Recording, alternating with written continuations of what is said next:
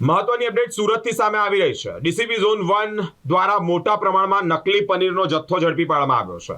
સુરત શહેરના પુણા વિસ્તારમાં નકલી પનીરનો જથ્થો એલસીબી ઝોન 1 પોલીસે મનપાની ટીમને સાથે રાખીને 315 કિલોગ્રામ જે પનીર છે પનીરનો જથ્થો ઝડપી પાડ્યો છે। પુણા કૃષ્ણાનગર પાસે આવેલા ઘર નંબર 119માં આ નકલી શંકાસ્પદ પનીરનો જથ્થો મળી આવ્યો છે।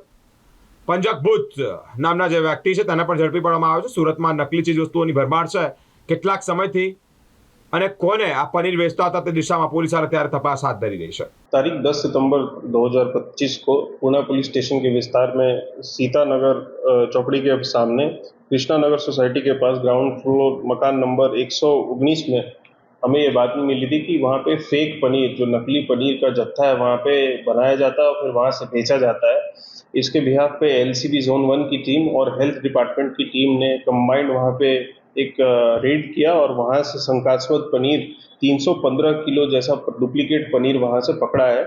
इसके लिए हमने पुणे पुलिस स्टेशन में फिलहाल एक जांचवा जोग दाखिल की है और बाकी जो उसका जो रिपोर्ट आएगा उसके बिहाफ पे हम गुना दाखिल करेंगे। ये सारी कामगिरी पुणे पुलिस स्टेशन और जोन 1 की एलसीबी ने मिलकर किया है और इससे हम यही मैसेज देना चाहते हैं पब्लिक को कि आप सब स्टैंडर्ड सामान ना खरीदें, कोई भी चीज़ जो है ओरिजिनल में आप खरीदें ताकि आपका हेल्थ उससे इम्पैक्ट ना हो।